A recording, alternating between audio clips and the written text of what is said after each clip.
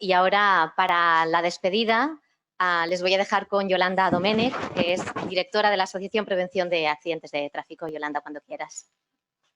Bueno, quiero acabar dando las gracias a todos los que han colaborado en el libro. Es un libro entre todos y de todos.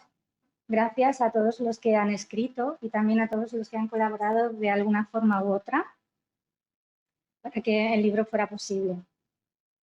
Se ha gestado a fuego lento y culmina los 50 años del aniversario de PAT, de la Asociación Prevención de Accidentes de Tráfico.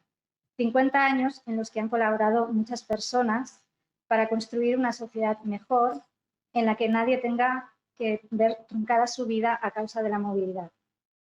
La historia la construimos entre todos y espero que la historia de la seguridad vial que escribamos en los próximos años tenga un final feliz. Muchas gracias a todos.